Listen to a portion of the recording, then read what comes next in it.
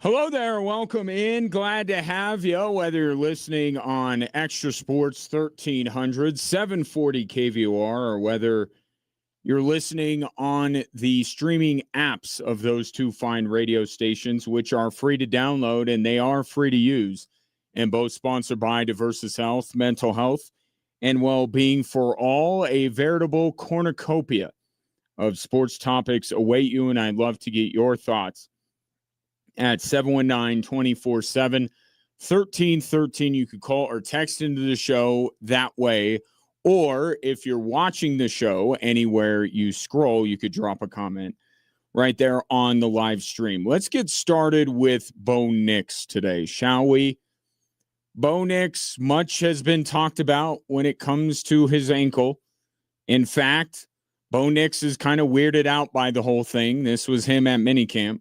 Nobody's really ever cared about me this extensively for a long time, so I don't think it's a bad thing. I got little kids at the park asking me if my legs are crooked and all, and I just I think it's sort of crazy. We live in a culture that's you get secondhand sources and you just run with them and believe them. But at the end of the day, I've been here before. I feel great. I'm going to be strong. I'm going to be fast, elusive. Everything that's I've done in the past, I'm going to be able to do again.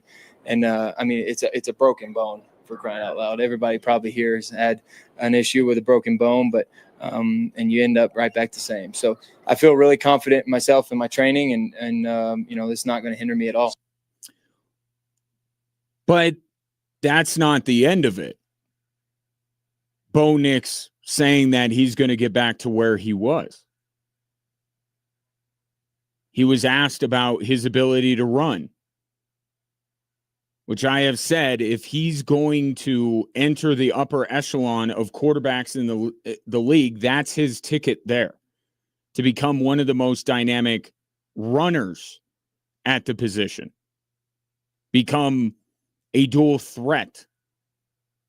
Obviously, passing the ball first and foremost and most of the time, but his ability to run, we've seen it already. I think it's part of the reason why Bo Nix didn't suffer a sophomore slump, and using his legs has allowed him to keep up his level of play. Well, he was asked about that superpower and how, if he's concerned at all that he may not be able to run like he used to. Here's Bo Nix. Well, my concern is they say it's, back healthy as good as new, and I hadn't really been like that in a couple of years. So my concern is maybe move around a little bit better. Insert press laugh there. Yeah, I don't know if he's going to run better, but I don't know that that's really necessary. Just run it as well as you've been running it, and also have an offensive coordinator that allows you to run. We know that there's some apprehension when it comes to letting quarterbacks run because of how important they are to team success. But I think you watched this team as much as I did and said there's a little bit more room for Bo Nix to run the football, or at least giving him the license if there is a broken play for him to be able to use his legs. It has seemed that Sean Payton's coaching has boxed him in a way. And I've talked about this. It's Sean Payton knowing that ultimately to win in this league, you have to be able to win from the pocket, right? So that's kind of the first thing. They got to make sure that he can control the pocket and he can complete throws from it first and foremost. And then everything else is secondary. Well, he's established that he can win from the pocket quite a bit, right? Now it's time to fully realize whatever potential Bo Nix has. And part of that is Davis Webb, the new offensive coordinator and play caller of the Denver Broncos, to allow him to run, to not put the leash on Bo Nix the way it seemed Sean Payton did over the last couple years, as justified as it might have been from Sean Payton. I'm not here to necessarily argue with that. At times I did. At times I understood it. But it's year 3. It's time. This guy's going to be up for an extension before you know it. Let's unleash Bo Nix, whatever that looks like. And that's Davis Webb's, that's job 1 for Davis Webb. Here's Bo Nix on having Davis as his new offensive coordinator and play caller. His growth and maturity as a play caller, obviously it'll be his first time, but he's prepped and, been waiting for this day for a long time. And, this is his first opportunity, so he's got to make the most of it. And he knows that, and he's working really hard. He's had a really successful grind this offseason, just really, taking what we have, how can we grow it? How can we make it a little bit more suitable for where we are now? How can we make it to where he enjoys calling it and comfortable for him? And then at the end of the day, how can he, teach me to go out there and execute it and perform? I think the relationship is going to be very good between these two. I think all this stuff that we're hypothesizing, I think it's going to come to fruition. I think Davis Webb is going to, and I keep using this word, I'll use it one more time, unleash him. I think he wants to call an offense that utilizes everything that Bo is good at. And then you throw in Jalen Waddle to the mix, and there's a lot of things in place right now that could make Sean Payton prophetic once again. You remember when this time last year, Sean Payton said, or maybe it was 2 years ago, but Sean Payton said that Bo Nix, year 3, will be one of the top 5 quarterbacks in the league. Sean Payton was asked if he still believes that. I'm pleased with his progress. I'm pleased with his ability to lead our team and the experience. When you look at that class, there's a handful of them that got into the postseason this year. He was a big part of that. And I'm super excited. So here's the question. Do you believe by the end of this season that Bo Nix will be viewed as a top 5 quarterback? 719-247-1313. I will tell you that I can see the path here. Like, logically, walk with me on this. Again, this is just how he does it. This is not me saying I believe he will, but let me just lay out how such a thing is possible. Okay, so we got the Holy Trinity in Allen, Mahomes, and Lamar, right? That's untouchable. Bo Nix is not better than any of the 3 of them and probably never will be. Okay? Joe Burrow, right? Right now we would say, oh, Bo Nix is not better than Joe Burrow. What if Joe Burrow gets hurt again? Will it be all his fault? Clearly it hasn't been throughout his career, but you're injured. How long can we keep Joe Burrow in this upper echelon and with the caveat of if he's healthy? How long are we willing to do that before we just say, you know what? Being healthy is part of the gig. Playing is part of the gig. Does Joe Burrow get moved down the list a little bit?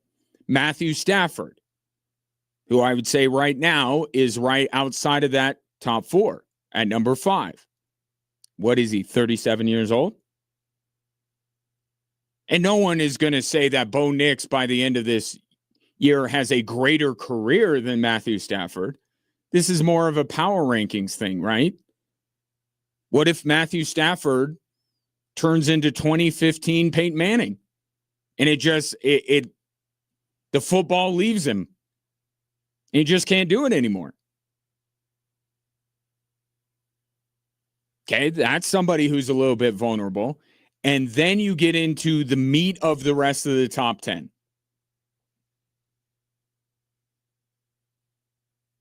If Burrow is hurt and if Matthew Stafford declines at his advanced age, even though he's younger than me, so what is that? What age am I at? But let's say those two things happen. Here's how Bo Nix, you could make an argument, is knocking on the door of being a top 5 quarterback. That this year he establishes himself as the best quarterback in his draft class. Because if you think about the other guys in the top 10 that are ahead of Bo Nix, and I've said Bo Nix right now, top 15, not top 10. That's where I'm at with Bo Nix right now. But we have 2 years of Caleb. We have 2 seasons of Jaden Daniels. But the second one, we know the asterisk with it, right? Drake May had a cup of coffee in his rookie year, played all last year, and was, in a lot of people's minds, the MVP of the league. Bo Nix, I think you could say, has been the most consistent because he's played and he's been healthy. But that's really where it's at. Before we can truly discuss whether Bo Nix is considered a top 5 quarterback like Sean Payton has prophesized that he will be, we have to say that he's the best quarterback in his class. Because, again, we got 3 spots that are absolutely accounted for and untouchable. And you might even argue that you're not at the point yet where even if Joe Burrow gets hurt this year, you're willing to move him down. That only leaves 1 spot. So Bo Nix has to, this year in year 3, you have to come away saying Bo Nix is right now the best quarterback coming out of his draft class.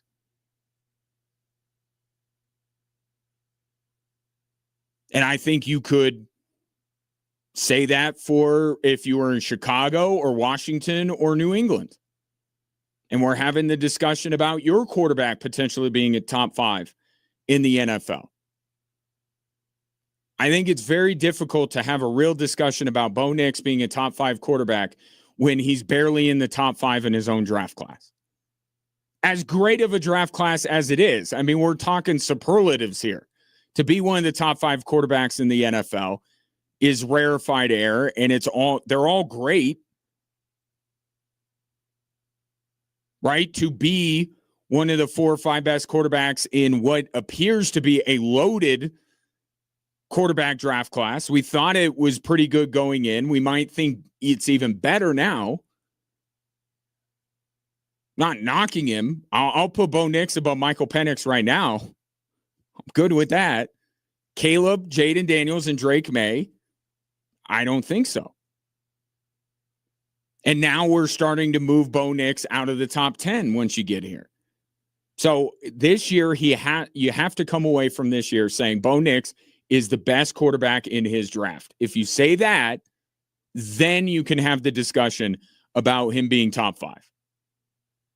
And I'll throw out a couple of other names here that you may be thinking, wait a minute, aren't they top 5? Because I myself am saying he's top 15, not top 10.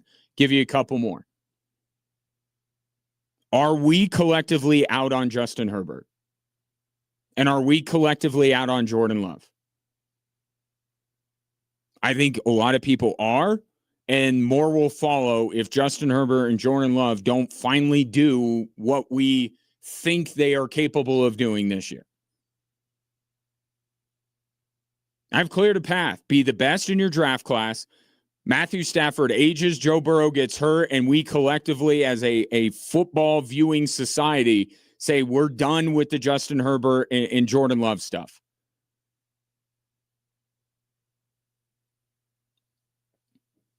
So I ask the question again. Can you see Bo Nix after this upcoming season with Jalen Waddle, with Davis Webb being in the argument of a top 5 quarterback in the NFL? I could see the path. It's just a lot of boxes that I don't know that he's going to be able to check. I don't think that we're going to end this season saying Bo Nix is the best quarterback in his class. I think we're going to be reminded of how dynamic and talented Jaden Daniels is. Drake May almost won the MVP last year.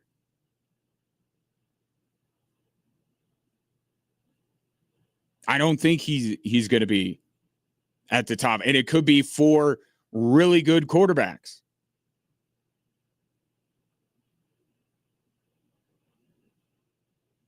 I don't see it.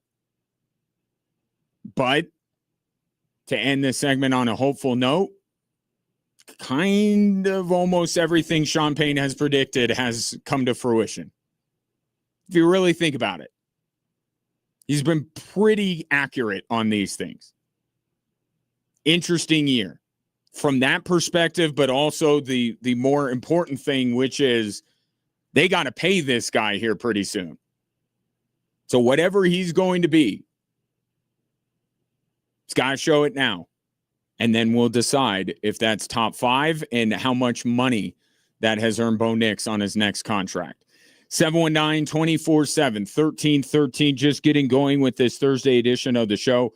Coming up next, speaking of stars, man, what a 24 to 36 hours it's been in the World Cup. And one of those stars is playing right now. That's next on 740 KVOR and Extra Sports 1300.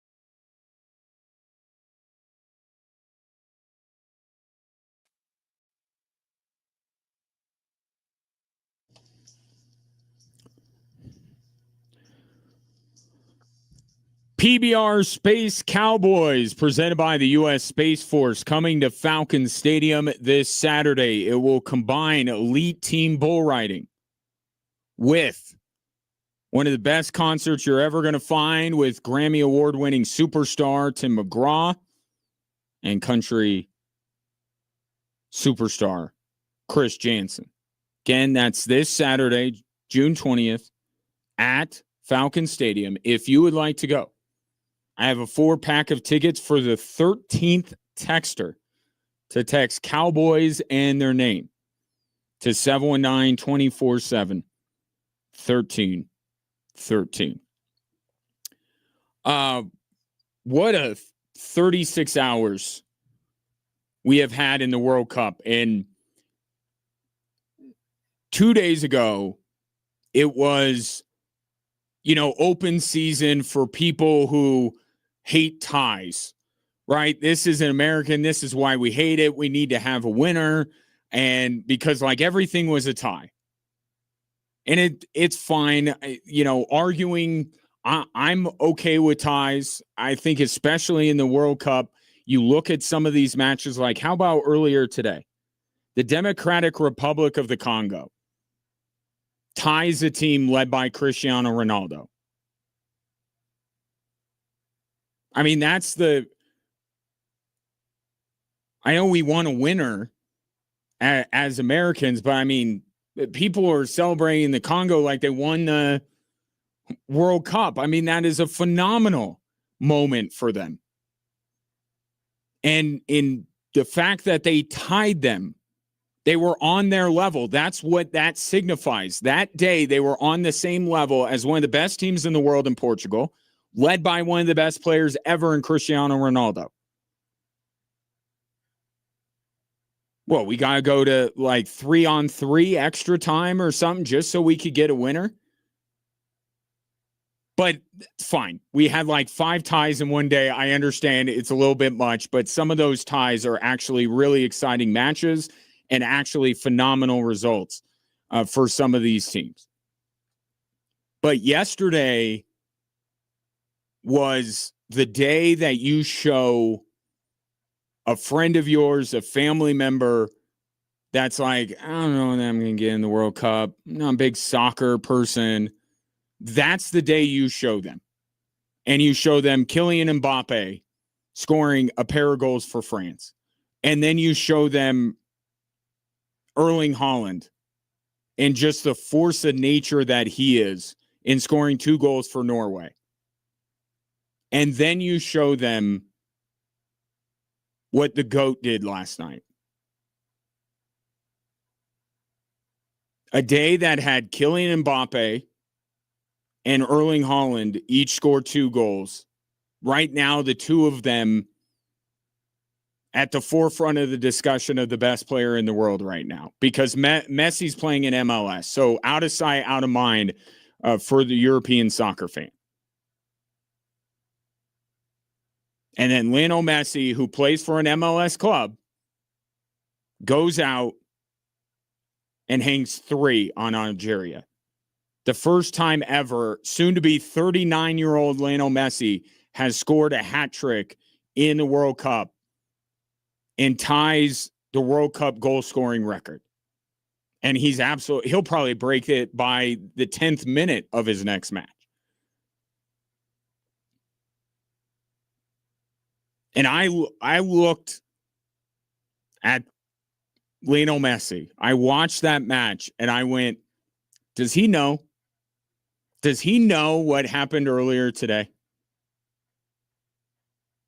Was he aware that Kylian Mbappe had 2 goals and that Erling Haaland had 2 goals? Did Messi go out there looking for 3? I wouldn't close the door on that possibility. Messi, very humble guy, never going to talk in the way that Michael Jordan does. He's never going to Kobe or any of these guys. He is as a humble a superstar as you will find on planet Earth. But the competitor in him, again, people wrote him off, right? MLS is the pasture.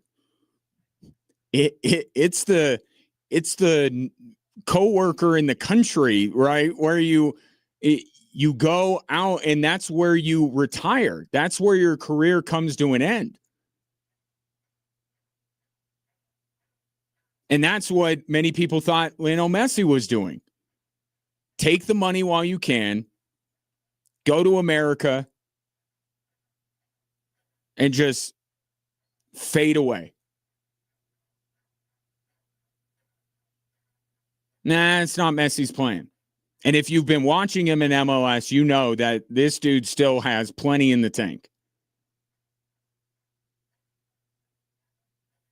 But for yesterday to go 2 for Mbappe, 2 for Haaland, and then 3 to close out the night, with all due respect to Austria, that was a phenomenal match.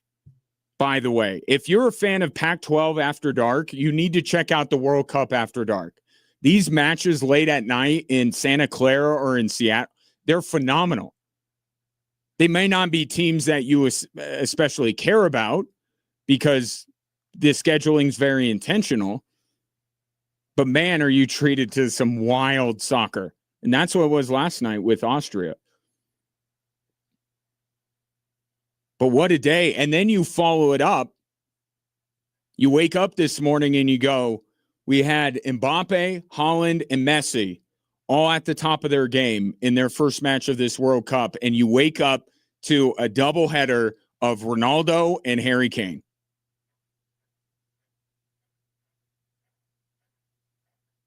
I mean, it doesn't get better than that. Maybe sprinkle in a U.S. match. We still got to wait.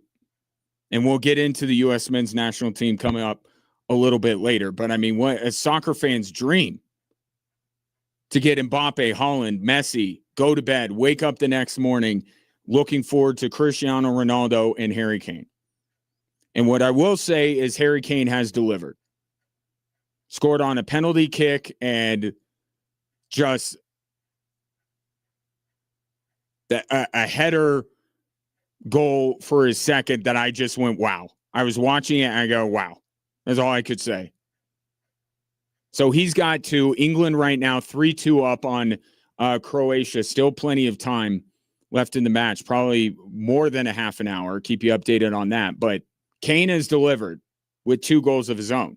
Not 3 like Messi, but maybe he's got some time. And then there's the performance by Cristiano Ronaldo in Portugal. If you were looking to settle a GOAT debate based on the results of this World Cup, I would caution you against it, but there's only one direction you can go.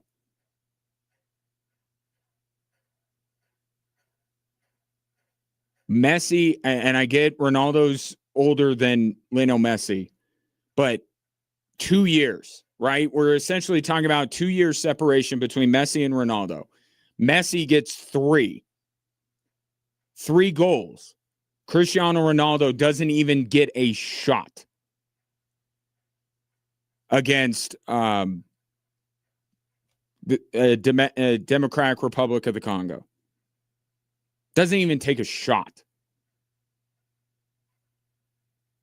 You want to talk about somebody going somewhere else to fade away? That's Ronaldo going to Saudi Arabia. That's not Messi going to Miami. I don't think it hasn't been a debate for a very long time between Messi and Ronaldo. And you would think the last World Cup was like, okay, that's it. But if you're still opening it up for debate, well, tough to argue Ronaldo today. But I mean, we're all, of course, waiting for the U.S. men's national team. That 4-1 win against Paraguay has made the wait to get to the Australia match on Friday afternoon excruciating. But if in the meantime you can get treated to some of the best soccer players on planet Earth all in a row. You could spend basically 2 whole days waiting for the U.S. men's national team to get back out on the field, watching consecutively the best players in the world. Not a bad way to pass the time.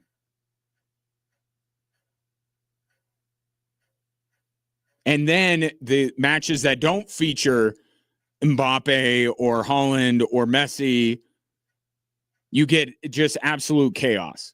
And you get these countries that you either don't know where they are, fully don't know where they are. Like you have a general idea, but you don't quite know. Or like I saw so many people on social media didn't realize that it's the Democratic Republic of the Congo and not just Congo. But you get these crazy results.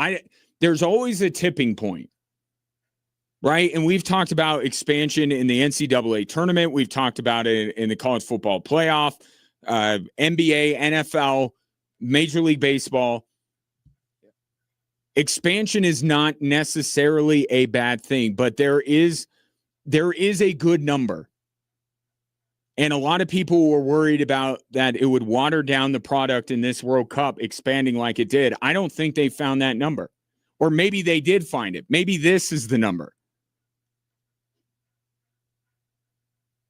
Because and I get it, I'm more into soccer than your average bear, but I mean, if you're just looking for sheer entertainment value, like these matches have absolutely delivered. I don't think that the product is watered down. I think it's been full of phenomenal. How about the Cape Verde goalkeeper? 40 years old, making 7 saves against Spain.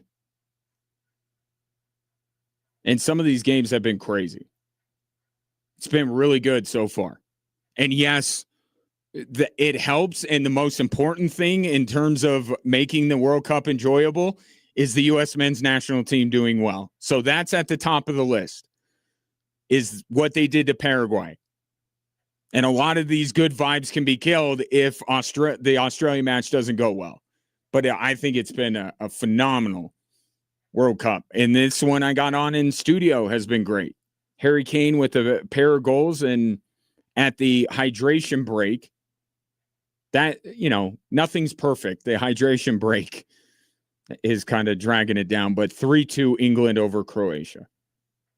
719-247-1313. Take your thoughts on what's going on across North America. You will hear from both Sebastian Berhalter and Tim Weah in advance of the U.S. men's national team encore performance against Australia on Friday, and I have some thoughts on why Pochettino already has proven to be the absolute right hire for U.S. soccer at this stage in their existence. More Drive Time Sports after this.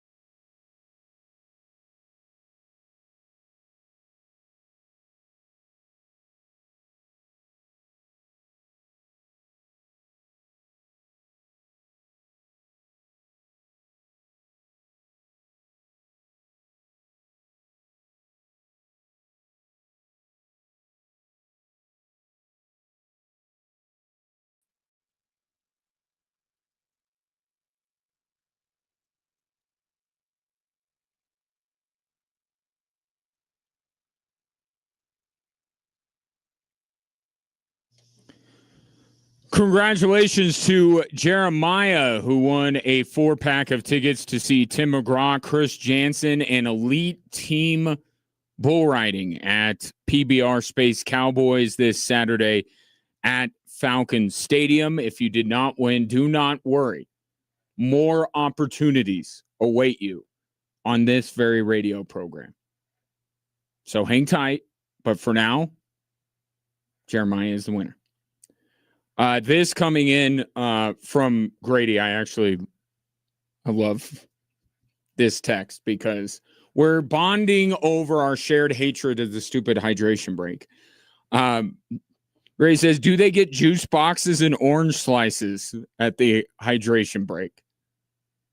And adds, I'd also like to know what's in the magic can after the sniper takes them down midfield. And stuff heals everything. The magic spray. I would say, I've done, I'm in the soccer community, and I feel like I'm in the know on these things. It's actually the exact same substance, just in aerosol form, that Bugs Bunny gave to the Toon Squad to beat the Monstars. That's what's in the magic spray. Which is to say, nothing. It's nothing.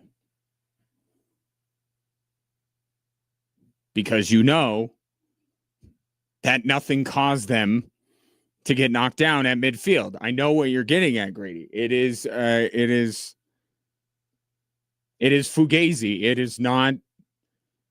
It's just they do it. I'm convinced there's nothing in there, or there's something in there, but it's like water. That's it. Now you're healed. Because how else, after going down as hard as they did and acting like, they had been shot, how are you supposed to get up after that? By just rubbing some dirt on it? You can't just do that.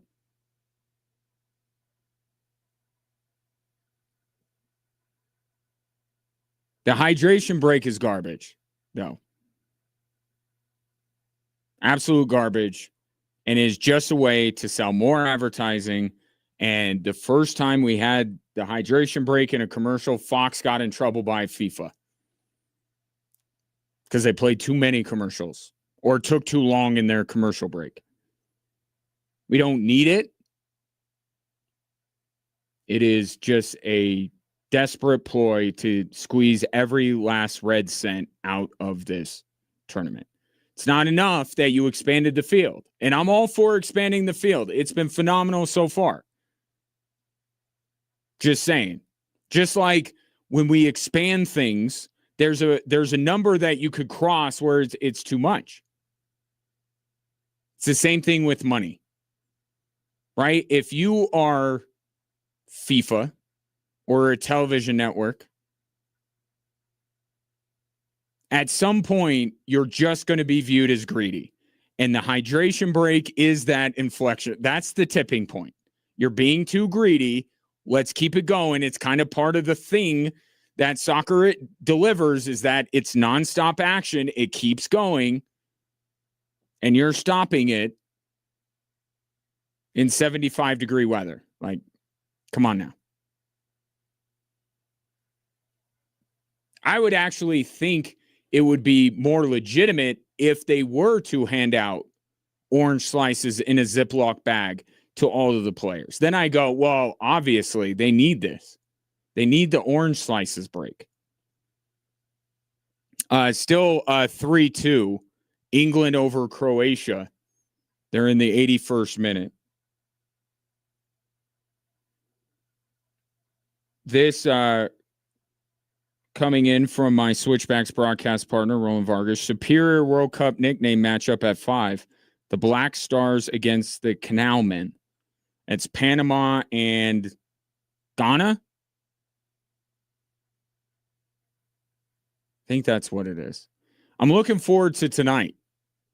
Colombia and Uzbekistan. Not for any particular reason, but anytime Colombia takes the field and just so happens that they might show the crowd, I'm I'm into when Columbia plays soccer. I have to say it's an enjoyable time. So that's coming up for the late match this evening.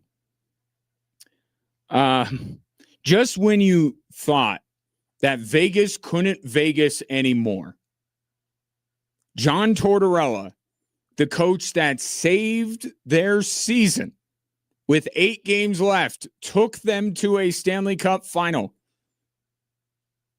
was told, "You're done here," by Kelly McCrimmon and the Vegas Golden Knights. And it's not that John Tortorella didn't want to continue coaching. He said specifically he'd like to continue to coach, and Vegas is like, "Nah, we're good. By the way, thanks for helping us get to a Stanley Cup final because we wouldn't have without you." I mean, every time you're like, Vegas can't get any more Vegas than this. They find a way to top themselves. And they wonder why they are the biggest villain or the biggest villains in the National Hockey League. Although, if you ask Kelly McCrimmon, he has a very different take on it, the GM of Vegas.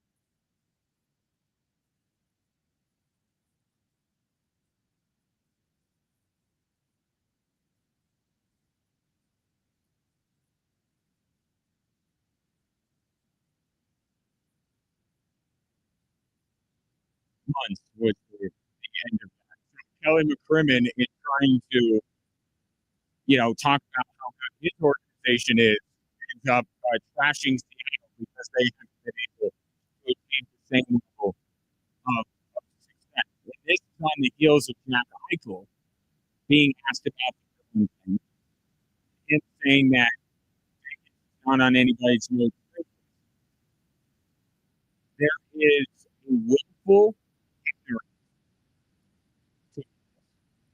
I almost respect.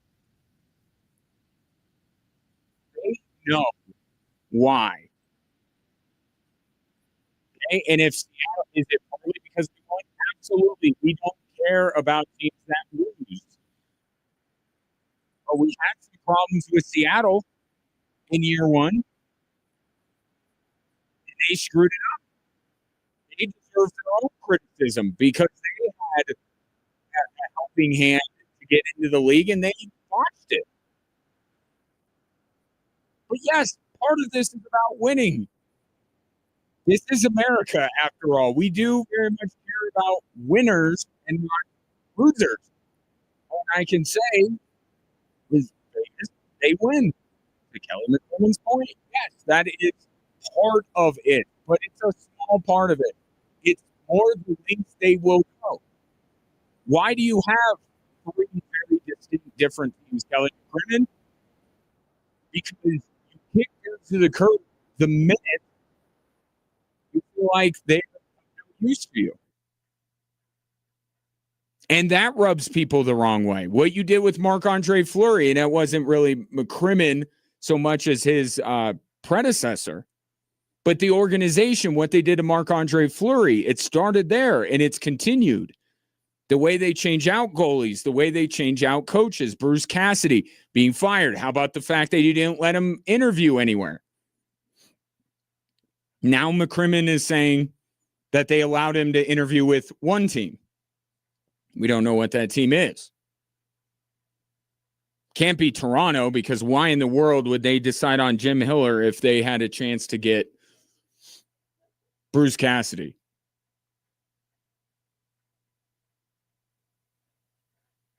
And then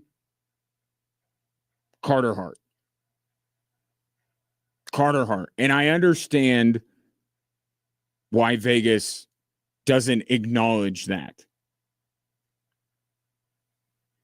But that's part of it. That's a big part of it. That was the big reason this year, in addition to the Cassidy stuff,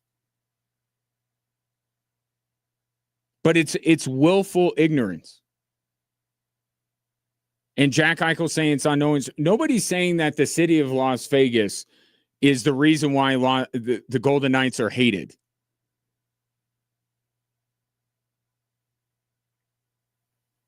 Right? But here's the thing. Okay? They love it. They embrace it. These are Vegas reporters asking Kelly McCrimmon these questions and Jack Eichel these questions. They want to perpetuate it. This is a symbiotic relationship. We get to hate them, and they get to revel in the fact that everybody hates them. This is good. It's symbiotic. It benefits everybody. And this is kind of the problem with the NBA in their run of, different champions every single year, is that you can't latch on to what you could with the Bulls or the Warriors or the Heat or any of these teams where you really start to hate them. Vegas is good for the NHL. I'll just say it. You may hate them, but they're good for the league. They raise the bar because there's no other organization that will go to the lengths that they go to in order to win. And some of that is admirable, and then sometimes they go a bit too far with it.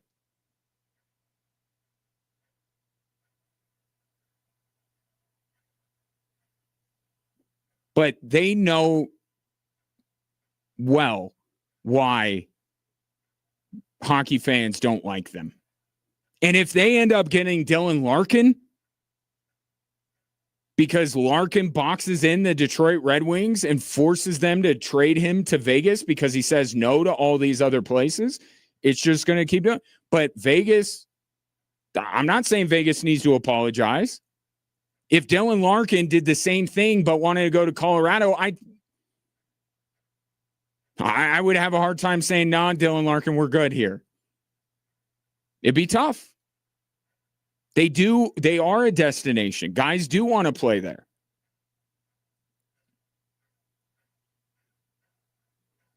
But it's not just because they win. We care about them because they win. Hockey fans don't like them for reasons beyond that they win.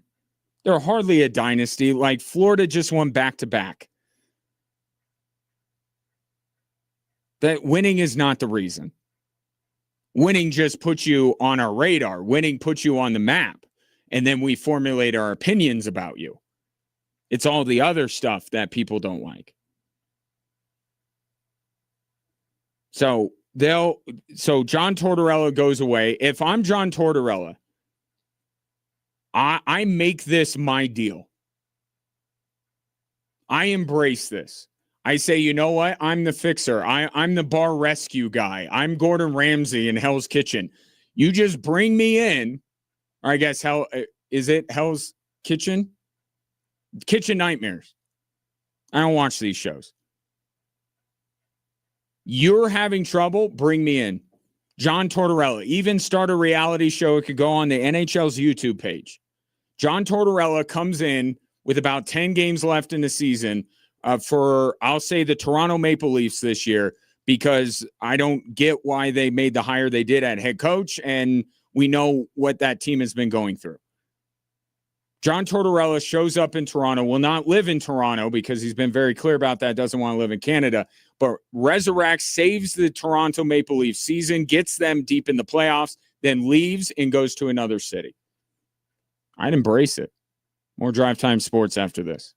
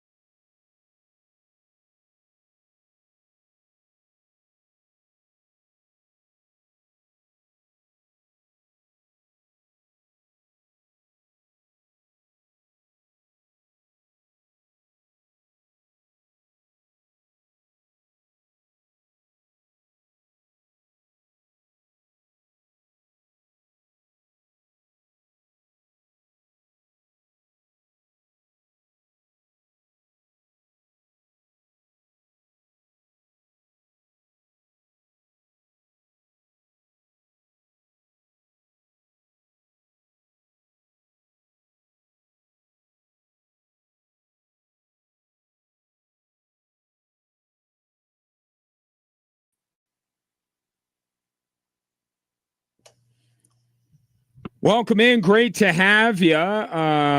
Where you are consuming this show is a bit of an open question, as I think Extra Sports 1300 is suffering some issues. KVOR is hanging on for dear life.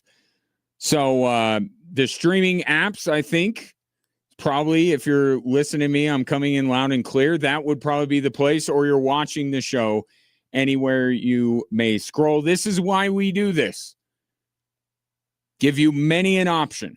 Facebook, X, Instagram, Twitch. We're in all of those places at Extra Sports 1300, at 740 KVUR, and you can follow me on Instagram at GingeWatch.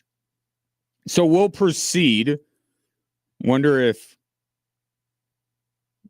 this was going on during the first segment. I'm trying to, cast a line out here, trying to reel you in. Let me try this again. Bo Nix joking about how his bones in his ankle have never been right. Well, I'll just play the audio for you. Any concern about Bo Nix's ability to run this upcoming season? Well, my concern is they say it's, back healthy as good as new, and I hadn't really been like that in a couple of years. So my concern is maybe move around a little bit better. He'll be better than ever. And then you add in the fact that he has Jalen Waddle to throw to. Here's Bo Nix on the impact Waddle will make on their offense. There's a level of explosiveness that a guy like that adds. So you could be, first and 10 starting to drive and, go one and done because he takes it 75, 80 yards. So that's the kind of weapon that we added, and that's, I think, what we've all been out here watching and sort of really enjoying watching, just see him get out here, move and run around, and you just can't replace speed, and that's just what he brings to the table. And he's extremely fast with the ball in his hands. Looked like he doesn't really slow down to make cuts, which is pretty tough to do for a fast guy. But he's just going to add an element of relief for everybody else and, take a little bit of the touches so that other guys don't have to take them all. And once those guys take them, they're fresh and ready to take them. So I think he just a guy like that makes everybody on the offense better. And then it obviously helps the defense in the same way. And that's been my biggest thing with Jalen Waddle. Yes, the dynamism. Yes, the ability to look at somebody in the Broncos wide receiver room and say that they are truly a number one wide receiver. But I just keep going back to adding Jalen Waddle on one side makes Cortland Sutton less the center of attention, which is a good thing. And it makes the Marvin Mimses and Troy Franklins and Hakeem Butler, who they just signed from the UFL, makes them even less so the center of attention. And the additional looks that Waddle's going to get, the additional attention, is going to benefit these other guys. And you're going to see them in their true role, especially Cortland Sutton, as a true number 2 receiver, being one of the best in the league. So that's what I keep coming back to, is how it ties everything in that room and everything on the Broncos offense together. So he's fixed the bones in his ankle. He's got a number 1 wide receiver. He's got Davis Webb, who he has a great relationship with as his play caller, and now he's got Sean Payton to do nothing else but watch Bo Nix and tell him how he can get better. He can, just straight up watch me and give me the knowledge that he has from the quarterback position that he's, really coached since he got, brought up. He played it, coached it, and now he's able to sort of get back to his roots of, being almost like a little bit of a quarterback coach. Like, tell me exactly the things that I got to get better at. And then, like I said, it just frees him up to be to watch other players, watch other things, really have an eye for that. He does a great job evaluating. And so I think, he's just going to continue to use those strengths and that gift. But I'm excited because he can, really challenge me to be better. He can look at things that he hasn't necessarily gotten to look at in the past couple of years because he's worried about the whole entire offense.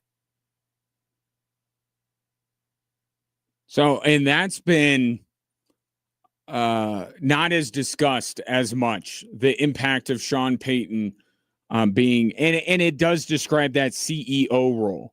But from Bo Nix's perspective, and I think it's interesting perspective to say he can really, he says this about a lot of players, but let's be honest, there's no one on this football team more important than Bo Nix. He can focus on Bo. And I know he and Sean Payton have their issues, and I don't know that all of Sean Payton's coaching is going to be well received in the moment by Bo Nix. But getting to know Bo Nix in the way that we all have, I think he's somebody that would rather be coached harder than not so much. All signs point to this being the best season of Bo Nix's young career. And Sean Payton prophesizing that by this year, Bo Nix would be one of the top 5 quarterbacks in the league, something that he is not necessarily backing down on. I'm pleased with his progress. I'm pleased with his ability to lead our team and the experience. When you look at that class, there's a handful of them that got into the postseason this year. He was a big part of that. And I'm super excited. And I told you to start the show, and if you're just joining me, I'll reiterate it. This is how Bo Nix is in the conversation of being in the top 5 quarterbacks in the league. Okay, first and foremost, we have to look at him compared to Caleb Williams, Drake May, and Jaden Daniels as the best of the bunch. Best of his draft class. That nothing else can happen, because there's no way that's this upcoming year, that's going to be the top 5 quarterbacks in the league: Caleb, Jaden, Drake, and Bo Nix. There's no way. Not with Mahomes, not with Allen, not with Lamar. So if Bo Nix is the best of his class, at least we could say that, then okay. Now that gets him into the top 10. Maybe even a little bit higher in the top 10, maybe not just 10. Then you look at, and I'm not saying, you have these guys in this order, but other guys like Jordan Love and Justin Herbert, that I feel a real appetite for football fans to just say, we're done with these two guys. We've been hearing about what they could be. We've been seeing flashes, but they just can't consistently put it together when it matters the most. Jordan Love, Justin Herbert, no. Matthew Stafford regresses at 37, 38 years old. Joe Burrow gets hurt again, and bada bing, bada boom, Bo Nix in the conversation of the top 5 quarterbacks in the league. So I can see a path here. And I'll tell you an even better way on top of all of that. How about Bo Nix win the MVP this year?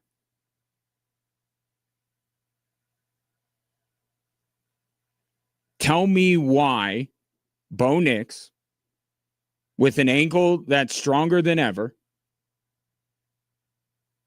with a, let's say, a more progressive offensive coordinator, still under the watchful eye of Sean Payton, with Jalen Waddle, with a balanced offense, one of the best defenses in the league. You have to say, on paper, the best team in the AFC West. Why won't Bo Nix win the MVP? Got everything he needs. And I'm not talking like that, what they did with Nathan McKinnon when it came to the Hart Trophy. Oh, he has too much help. Even though they gave it to Kucherov, who also just so happened to have the best coach in the league and the best goaltender in the league. Like, there's always that nonsense. I'm talking about, why won't Bo Nix have as strong of an MVP case as anybody this season in the NFL? And if he wins an MVP,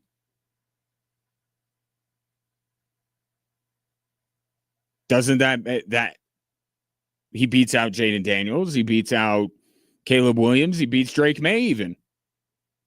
Drake May doesn't have an MVP. So that's the easiest way to do it because numbers and everything, I think Bo Nix, you have to take into account what he does with his legs. Same with Jaden Daniels.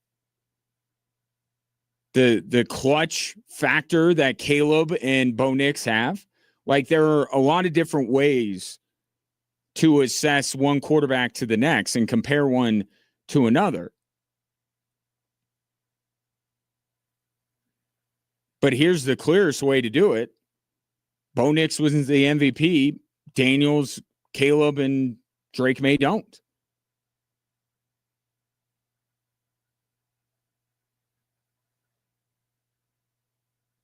So that's the way that Sean Payton's prophecy is fulfilled. Bo Nix is the MVP of the league this year. But why do I feel like he's not going to be?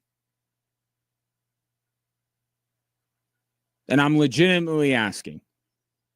Like you see all the things, right? You see everything, all the stars aligning for this Broncos team. The roster they put together, the coaching staff, even they've been able to rearrange the hierarchy to help get the most out of Bo Nix. Now Sean Payton's not in his ear every single play. Bo Nix has everything. But yet I don't think we'll be talking about him as one of the top 5 quarterbacks in the league, and I don't think he wins MVP.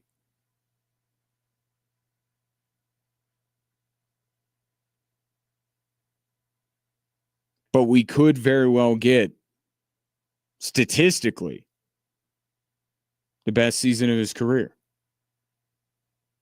So that's how. I mean, I see it. I see the reasoning, and not everything is crazy. This is not a crazy notion. What I'm saying, Burrow gets hurt again, Stafford regresses, we give up on Jordan Love and Justin Herbert, and he's the best quarterback in his draft. Like, it's pretty easy to explain, but do you really feel like Jaden Daniels is going to come back healthy, and you're going to look at Jaden Daniels and say he's not better than Bo Nix? And that's going to be the thing for Nix for his entire career. I mean, is he destined for a Jim Kelly-like existence? We know Jim Kelly's great, but not John Elway. Not even Dan Marino, even though Dan Marino did not have arguably the run of success as a team that Jim Kelly did.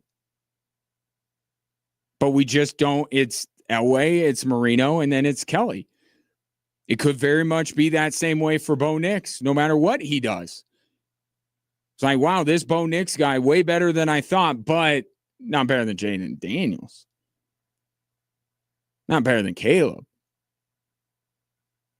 Not better than Drake May. It's even worse for Bo because you got 3 guys right now. I think it's fair to say he has put J.J. McCarthy and Michael Penix in the rearview mirror. It's going to be something that he's going to battle. But this year is going to be fascinating to zoom out a little bit and not just look through the lens of everything Broncos and Bo Nix. Think about it for all of these quarterbacks. Jaden Daniels, spectacular, then hurt. Caleb Williams looks like a disaster. And then he looks every bit the quarterback the Bears thought he could be. Drake May, we just didn't see much of him in year 1, and his first real year in the NFL, he rivals Matthew Stafford for MVP. Goes to a Super Bowl. I know, asterisk, asterisk, asterisk. Guy played in the game.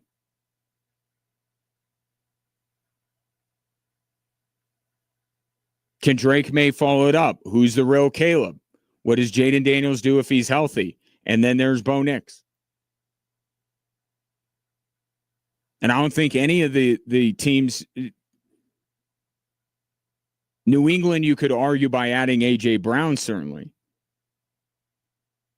But Washington hasn't improved the way that the Broncos have. Chicago hasn't.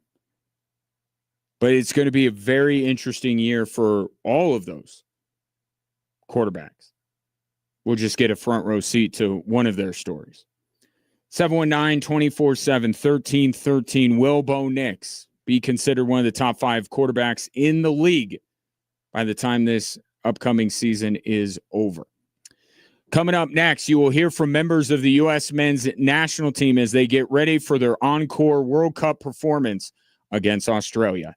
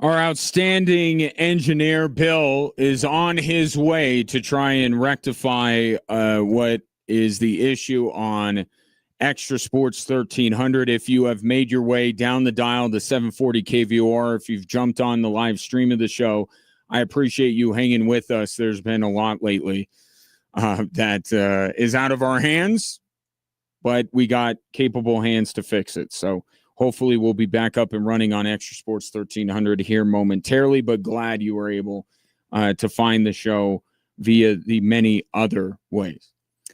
2 more sleeps, and it will be time for the U.S. to put on an encore performance against Australia. What they did against Paraguay made everybody sit up there in their chairs and pay attention. I said we have never seen a more dominant and dynamic performance by a U.S. men's national team. At least I've never seen one. And now they are burdened, perhaps, by expectation. Because now I don't know that there's much they can do to surpass what they did against Paraguay. Is it Al Davis? Is it just win, baby, as long as the U.S. wins? I don't know. I think we're in the style points game now. But Sebastian Berhalter is embracing all of it. That's what makes us American, that attitude and that almost, that confidence to believe and believe in the team. Definitely we still have a lot more games to go and against a lot of good teams. But yeah, we want people to believe. We want people to be excited by this team. And it's been one match, yes. But you are seeing the impact of Mauricio Pochettino and why he was a great choice. Now, Jurgen Klopp would have been phenomenal. Remember that whole saga? Jurgen Klopp teasing everybody, acting as if he was coming to the United States to become their head coach and was just basically trolling everybody. That wasn't nice of him. But Pochettino was a heck of a plan B. And then what we saw leading up to this World Cup was some natural growing pains for a team that just, they didn't have it right. And I don't mean necessarily the talent. The team that was in Qatar was talented. They were young, but they were talented. I think what Pochettino has done is looked at everything that U.S. soccer does on the men's side. Women's side, they got that handled. That's good. Don't upset the apple cart over there. But on the side that he is in charge of, he's looked at it with a critical eye, but he's looked at it with a very different upbringing in the game. And his credentials speak for themselves and what he was able to do most famously at Tottenham. But they needed that. Like, I won't say, I would rather have Jurgen Klopp. If we're going dream scenario, I would still like Jurgen Klopp to be the head coach of the U.S. men's national team. But what they needed was an outside perspective. And you think Bruce Arena, you think Bob Bradley, you think Greg Berhalter, and it's the next branch on the same tree. Now, Jurgen Klinsmann, I think they tried to do that. Sometimes it doesn't really work. But they've found somebody that can bring that outside perspective, know what success is, and not be in the fraternity, meaning not be American. And what he has done is just wipe the slate clean for all of these players. And there's no better example of this than the fact that he called on Gio Reyna right? Remember the last time we checked in on Gio Reyna, his dad was fighting with Greg Berhalter and the moms were fighting and Gio Reyna was pouting and it was an awful situation all around it. And it's a pox on both houses. Okay. There, if there is a victim in all of this, I guess you could say it was Gio Reyna in the end, but it's not like Gio handled everything the best that he could. You could chalk that up to age, but the fact of the matter is he didn't handle it very well. Right? And the adults, the older adults in the room were the worst of it, right? Berhalter, Reyna, the two of them going back and forth and all that kind of stuff. But Pochettino came in, didn't care about any of that. Could you imagine if Berhalter was still the head coach? What would Gio Reyna's role be on this team?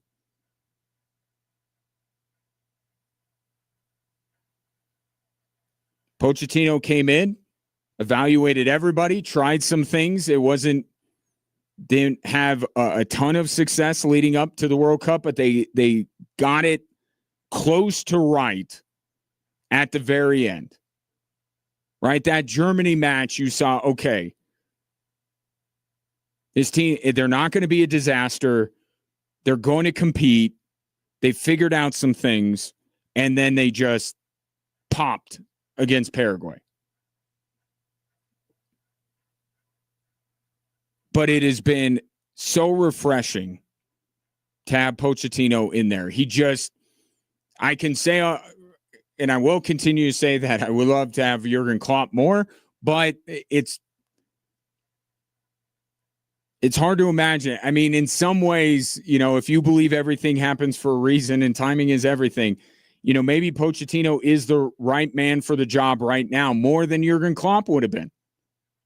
And maybe that's what Jurgen recognizing is like, I'm not taking that job. But what is it? Right? You see the result they had against Paraguay, and you're hearing me talk, and you've probably read some things. There's been some fantastic pieces. There's one in particular where Pochettino talks about the culture in American soccer that I think is great. I'll get to it, but what's different? Why does the U.S. look like they do? Why does it feel so different around this team? Here's Tim Weah on the difference with Mauricio Pochettino. I think when we talk about being aggressive and having that grit and that fight, that's something that a lot of the South American teams do have. And, as we saw against Paraguay, it's something that we were able to match and, get the upper hand. And, I'm super excited to see what, we can do in the future with that type of mentality. With me being at Marseille is a club team that is kind of similar to having that South American mentality. So just bringing it back to the national team is amazing. So hopefully we can continue with that and be great. I mean this with all the love in my heart. The biggest difference so far with this U.S. men's national team is that they are not really American soccer players. And I don't mean that because they're from somewhere else. And this is where what Pochettino pointed out. He talked about in MLS that it's a franchise model, right? Like the NBA, like the NHL. And that's great for business because those franchise valuations keep going up and up and up and up. And from that perspective, Don Garber and MLS have been successful.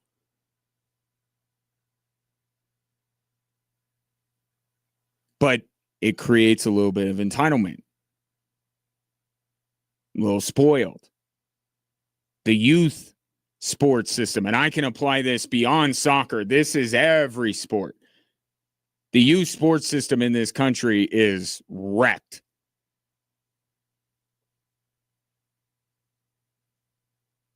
And it because it's just become, if you have means, then your kid can be successful in sports. Whereas in some other countries, it's, you're born into a sport, even if your family doesn't have a lot of means. So I mean, this is a much bigger conversation than I can fit into this show, but that's something that Pochettino recently, pointed out. These leagues, and there are players that play in these leagues and are starting to understand it a little bit more. But they play in leagues with promotion and relegation, with real consequences if they do not do their job, real failure and success. And the point that Pochettino was making is, if you don't win in MLS, what's the penalty? He says you fire your coach. That's it. There's serious consequences did you follow what was going on with Tottenham? They were scared to death they were going to drop out of the Premier League. There's real consequence there, and that leads to a desire, a hunger that maybe we don't have a monopoly on in the world's game. We're so much better than everybody else at a lot of other sports, so it still exists, but we make up the difference with our talent. So it's been really a culture change that has gone on, and that's part of the reason why the U.S. had the success they do, why you believe that they're capable of even more success at this tournament.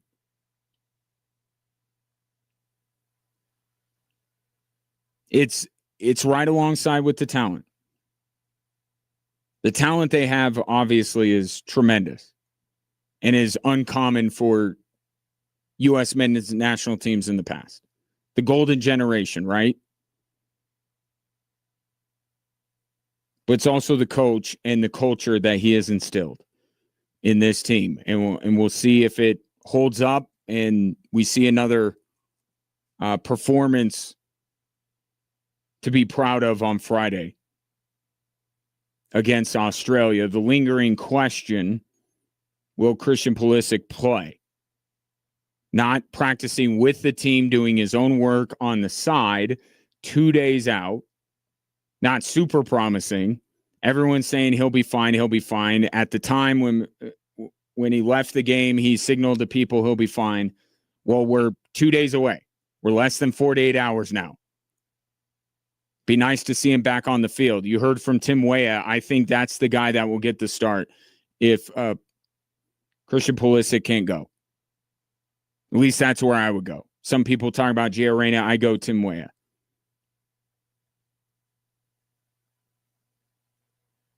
But we'll see if tomorrow brings a better prognosis or real visual evidence that the prognosis is good for Christian Pulisic to play Friday afternoon. Remember, it is an afternoon game, 1:00 kick with Australia. In the meantime, take your thoughts on the U.S. men's national team, 719-247-1313. More Drive Time Sports after this.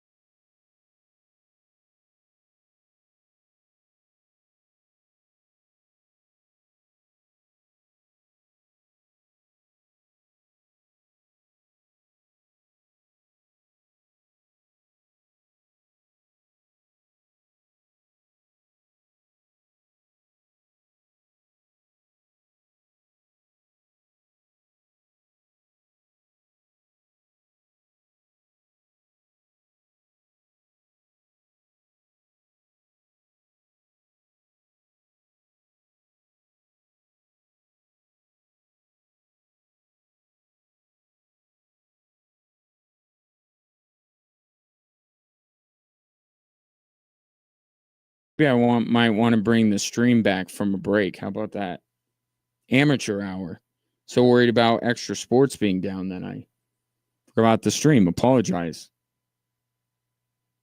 But we'll reset things at the top of the hour with the 3 stories that are driving the show. We did get a result in the England-Croatia match. England did add another goal, and they won 4-2.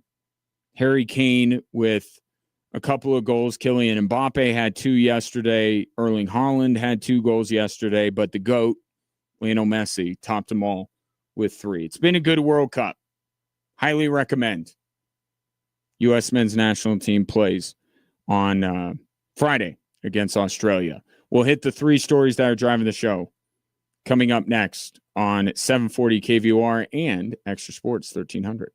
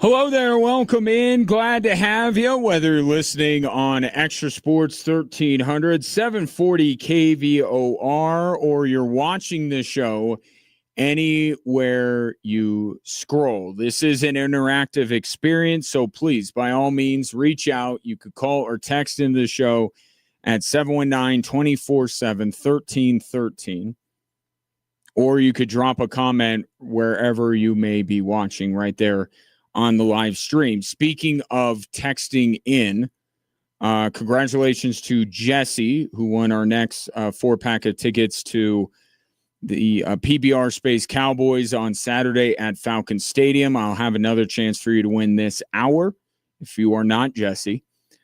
So stay tuned for that. In the meantime, let's get to 3 very pertinent stories on today's show, which we like to call What's Driving This Show.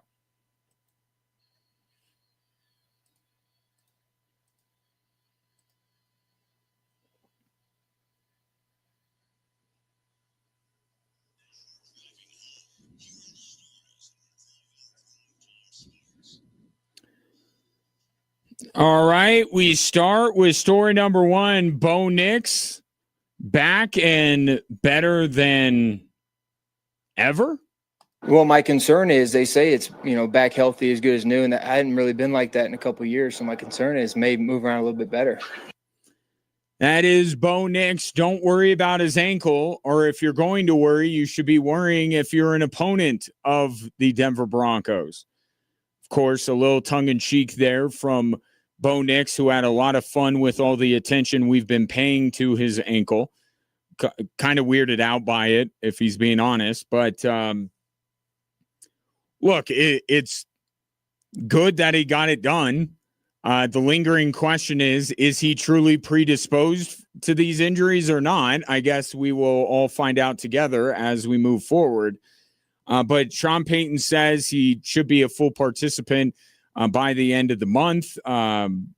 He did 7-on-7 drills today. So Bo Nix progressing nicely. It's June. This is good if you're a Denver Broncos fan. And as far as his ankle goes, I think this, as it is for many quarterbacks, is a big year for Bo Nix, right? Because now we're talking about next contract. We're talking about, where you rank among your peers, whether you can win a Super Bowl. Like, we have these conversations around quarterbacks going into year 3. And in order for Bo Nix to, I think, be the best version of himself, to potentially vault himself into these kind of lofty conversations, he has to run. He has to run. That is, as a passer, there are plenty of guys in line in front of him. But there are a few guys in front of him that can't run like he can. And it's one of my many fascinations with Davis Webb taking over as the play caller for the Denver Broncos. You still want to be careful. You still don't want Bo Nix to get hurt. But it looked like Bo Nix was almost at times afraid to run, not because he was worried about getting hurt, but because he was being instructed not to. I feel like this is the unleash Bo Nix year for the Denver Broncos. Just whatever he can do, utilize it, have him do it, and let's see what this guy is going to be. And then if he's pretty special, then you hope that he can sustain it. But part of that equation is he's got to be able to run. And I like to see Davis Webb draw up. And that's the best way. The scrambling and stuff, that can kind of get you in trouble. Some designed runs to maybe blend using his legs, but also protecting him a little bit with the blocking being set up for him and everything. There's a way to do this. I just think we need to see a little bit more of Bo Nix running the football. And then you throw in the fact that he has Jalen Waddle now. And if all of this comes together, we could see the best year of Bo Nix's career, albeit a young one, this season. I mean, we should. If the ankle's good, then why shouldn't we see a season for Bo Nix that is better than the previous two? I think there's very little excuse for Bo Nix to not be in the MVP conversation this year. If he's who the Broncos think he is, and the Broncos have the roster that they have already proven to have, and then they get better by adding Jalen Waddle, they make a necessary change by putting Davis Webb as the play caller, unless Davis Webb is an absolute disaster, or Jalen Waddle and Bo Nix don't sync. I mean, this should be the best year of Bo Nix's career, right at the time where, again, we have these big conversations about where quarterbacks are in the pecking order. And just in his little corner of the quarterback universe, you have multiple guys who we all think to some degree are quite special. Jaden Daniels, Caleb Williams, Drake May, that are all going into year 3. It's one of the big NFL storylines is that quarterback class and what's real, right? With Bo Nix, we have 2 solid seasons. You could give him that over everybody else. Jaden Daniels' second year was not his fault. You could argue Caleb Williams' first year wasn't his fault, I guess, when you're talking about the coaching that he received. But I think with all of these guys, we're trying to figure it out this year. And we're going to draw a lot of conclusions about May, about Daniels, about Williams, and about Bo Nix.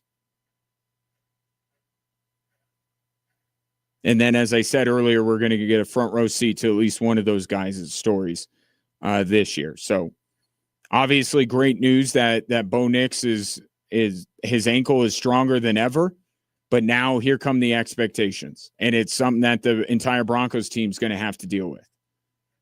They're not this plucky upstart. They're not this dark horse anymore. They're expected to do well. And how do all of them handle that? Not just Bo Nix. Everybody on the roster, how do they handle that? It's June, though. Still got to wait a while for all of this. Let's go to story number 2. That's what makes us American, that attitude and that almost, that confidence to believe in the team. Definitely we still have a lot more games to go and against a lot of good teams. But yeah, we want people to believe. We want people to be excited by this team. And Sebastian Berhalter, son of the last U.S. men's national team coach, talking about speaking of heightened expectations, everybody getting very excited about the U.S. men's national team after what they did to Paraguay and eager to see what they will do for an encore Friday afternoon against Australia. But what strikes me now that things have settled down a little bit, not saying that the excitement has settled down, but just we've talked about what happened against Paraguay. We're moving on to Australia, right? On to Australia. Everything that I'm reading and hearing, it's just like, man, was Mauricio Pochettino the right guy at the right time?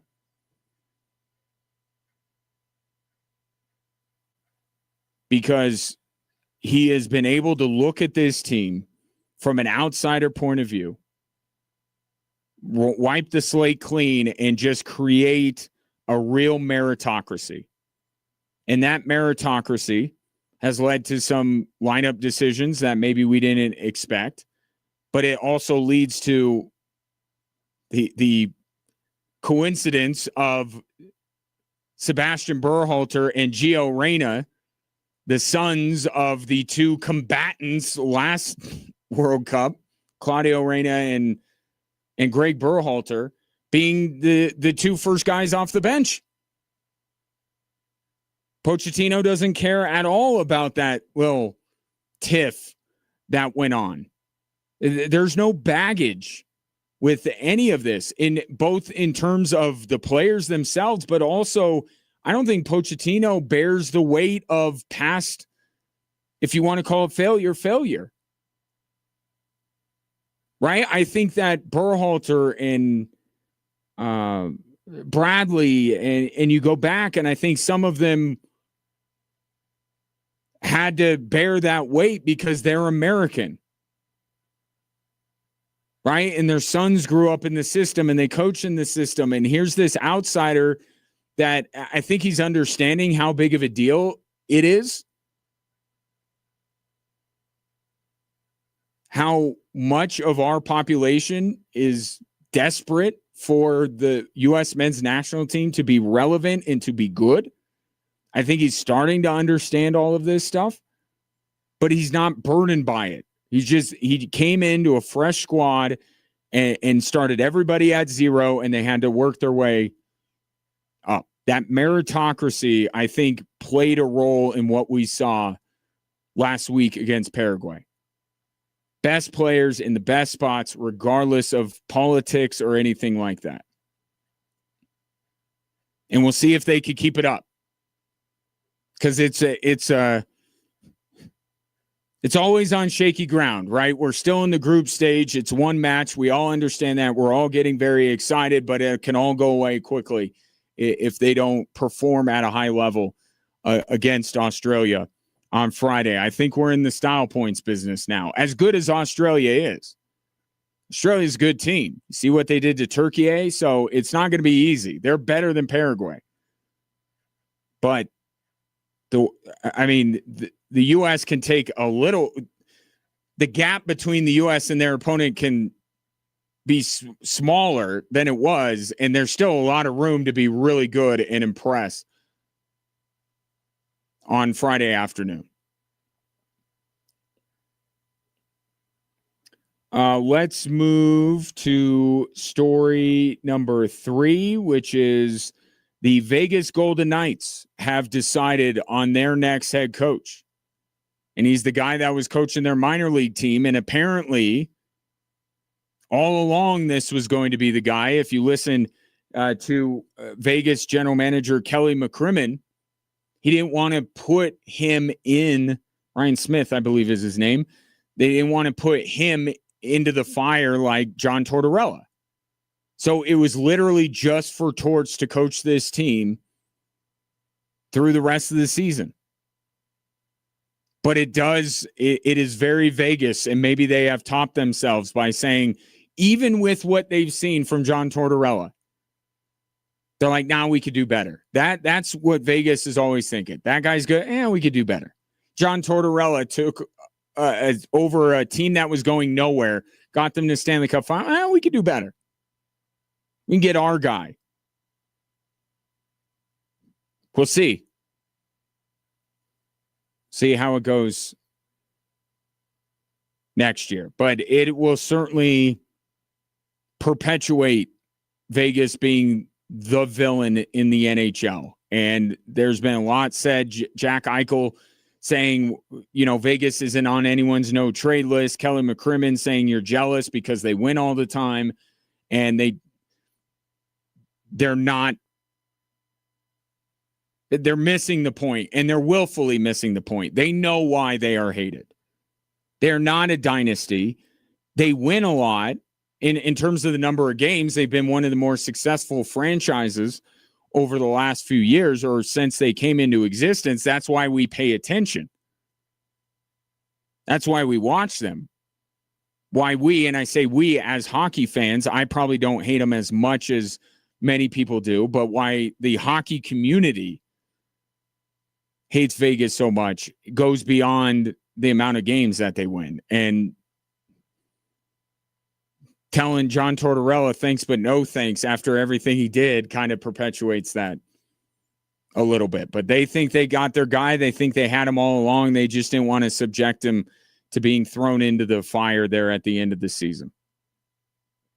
719-24-7-1313. Take your thoughts on the 3 stories that are driving the show and your chance to win tickets to PBR Space Cowboys coming up next.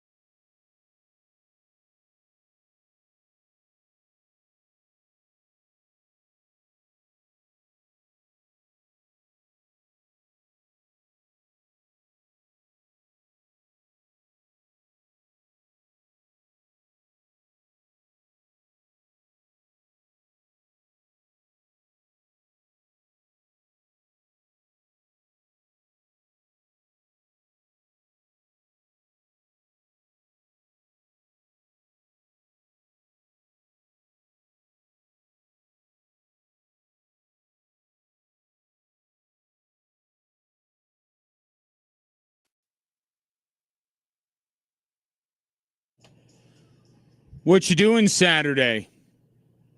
Want to go to PBR Space Cowboys at Falcon Stadium? Best part is you don't have to go with me. You can go and take 3 people that you would much rather see Elite Team bull riding and a concert from Tim McGraw and Chris Jansen than to bring me, the 13th texter, to text Cowboys in their name to 719-247-1313 will win a 4-pack of tickets to PBR Space Cowboys this Saturday at Falcon Stadium. And if you're looking for even more tickets or you are not going to be our winner, by all means, there are still tickets available. You could go to extrasports1300.com or kvor.com. And we got the graphic for the event up on our front page. Click that. Boom. You're right where you need to be.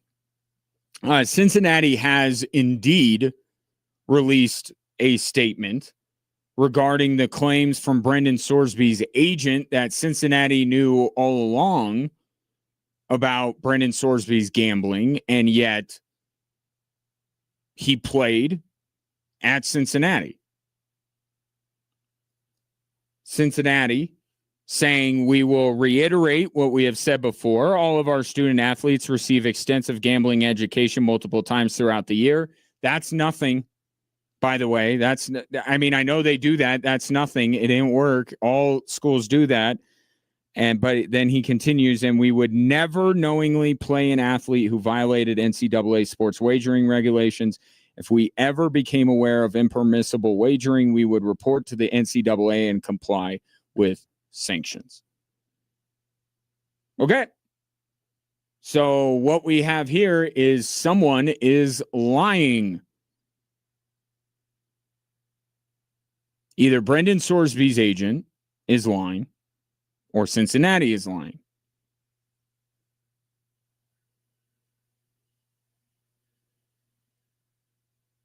And my friend and colleague, Richard Randall, has taught me this very well. Who stands to gain the most from lying? Or who has the most to lose? The agent is representing a guy that is on his way to the NFL. Why would he lie about this? Just to be vindictive and to try and further burn down the institution of college athletics? Maybe. And then on the other hand, you have Cincinnati, who a lot of people are turning their attention to because of all of this, including maybe the powers that be, or if you can actually call the NCAA a power that be. I am questioning every day more and more whether the NCAA has actually any power. Maybe I'll look at the conference that Cincinnati plays in. That seems to be where the power lies. Which, isn't that kind of a nod to this whole Super League thing? Might be the way to go. I mean, everyone's trying to put somebody in charge in college athletics, right? We want, Nick Saban wants a commissioner. Some people want the power to go to the NCAA. Some people want the power to be with the conferences. But everybody wants to put someone in charge. The fact that the NCAA got a temporary injunction against them, but yet the Big 12's lawsuit is the thing that gets Brendan Sorsby out of college football, you have to wonder if putting the NCAA back in charge or giving them the power is really the way to go, when it seems like the conference has done more to help get Brendan Sorsby out of college football than the NCAA did. I'm not saying that I'm not a proponent of every conference because that's Wild West stuff. There has to be some level of oversight. But if conferences break away from the NCAA and appoint their own person, I don't know, looking like maybe that might be a more effective power in college athletics than the NCAA. But I digress. Back to who's lying here. Agent who represents a guy that's going to the NFL. I would assume this guy wants to still represent guys coming out of college, which would it help him to defend Brendan Sorsby? I think in some ways it would. I'm just trying to think what would be the reason for him to lie. And just throw this out there because he knows that it has meaning, that people are going to take it very seriously with what's going on. Why would he light that match and point the finger at Cincinnati? Maybe he just wants to see the world burn. Maybe he's being vindictive. Maybe he doesn't like Cincinnati. But I look at Cincinnati and I say, if it's found out that they knew and they played him, like Texas Tech was just wanting to play him, were planning on playing him, had every intention of playing him, which is not to say that Texas Tech all of a sudden gets a free pass because he's not going to play for them this fall. But if they were armed with the same knowledge as Cincinnati, and Cincinnati actually got done, and Cincinnati knew and wasn't proactive about it, like they claimed that they would be, that's going to be a big problem. So when I look at who has the motivation to lie here, it absolutely would be more Cincinnati. I'm not saying that they are lying.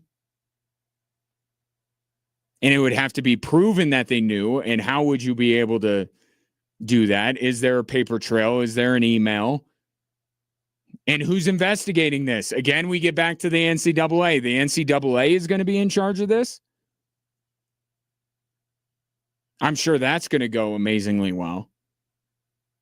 And I'm sure whatever penalties that they levy against Cincinnati, if they find out that Cincinnati played Brendan Sorsby and lied about it, about knowing that their punishment is going to hold up in court, I'm sure that's going to be the case. If recent days have taught us anything, it's that when the NCAA punishes somebody, it sticks. Cincinnati has more of a reason to lie than Brendan Sorsby's agent. They just do.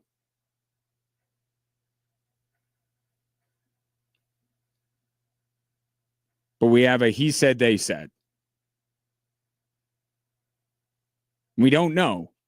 I'm just saying if there's an entity in this that would have more motivation to lie because the consequences could be more dire for them.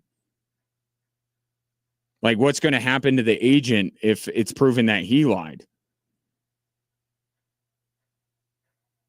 Nothing. Schools won't want him around, I guess. But for Cincinnati, there's a lot more to lose here.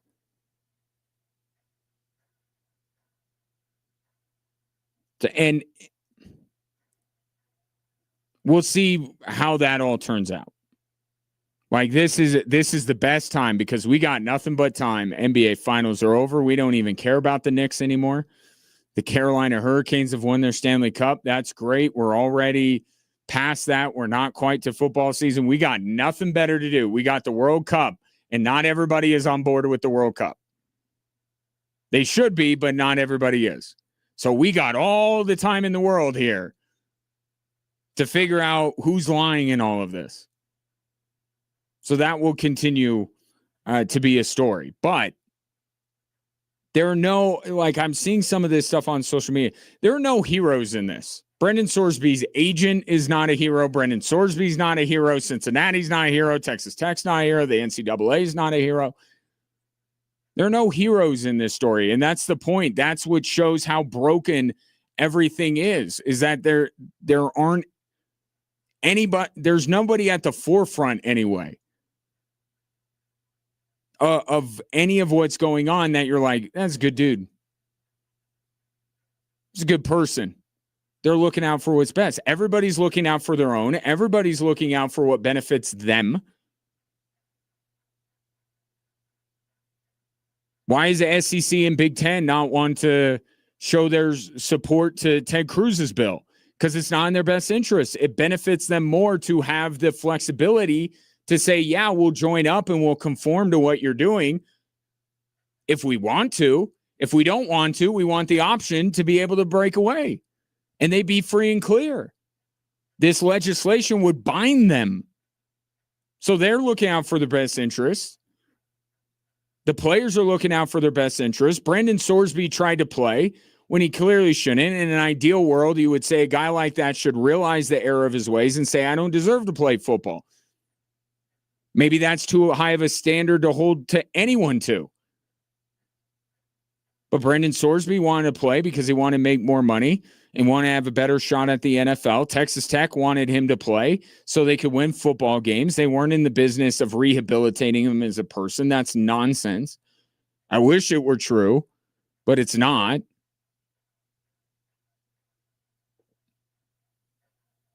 Everybody's out to get theirs. Even the people in Congress that are bickering back and forth, like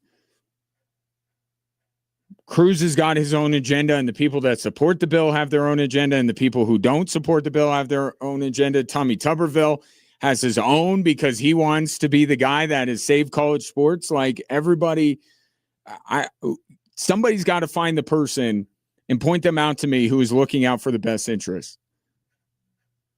Even Nick Saban, when he was on Capitol Hill, sounded incredibly self-serving.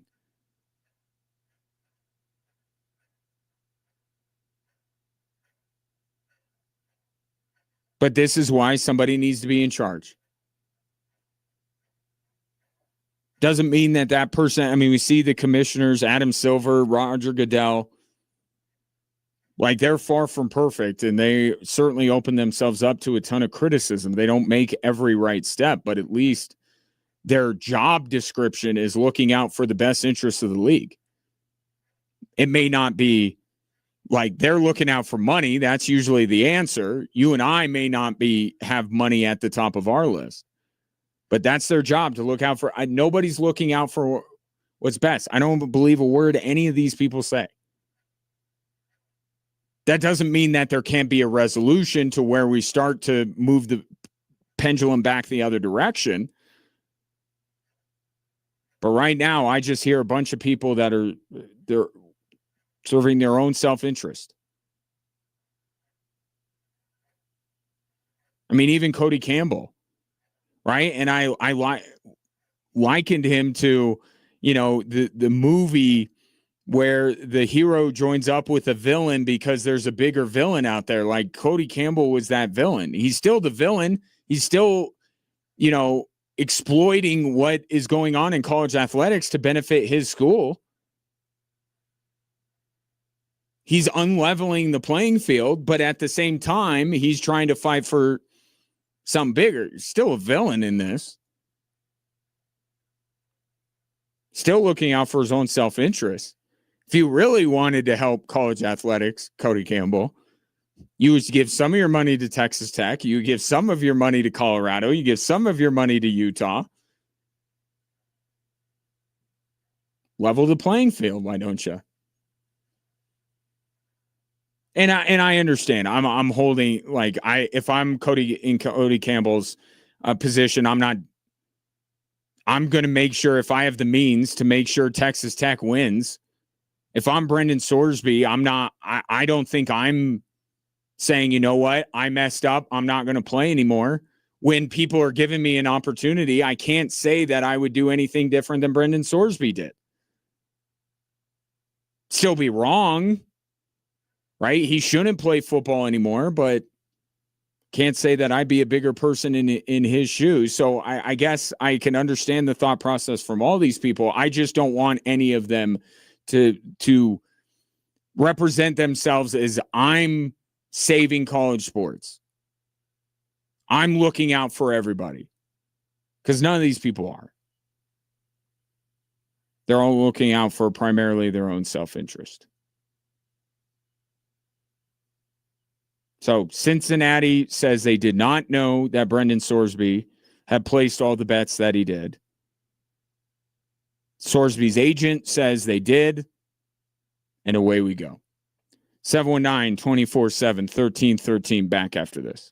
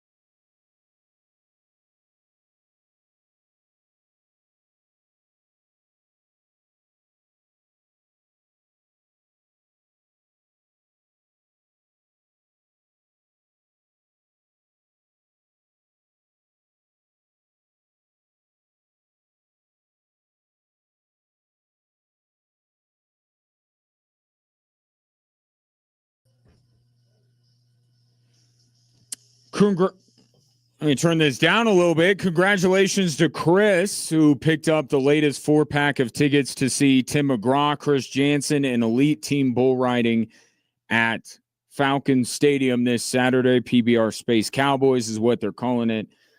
So congratulations to him. One of 3 winners we've had today, and got some tickets to give away tomorrow as well.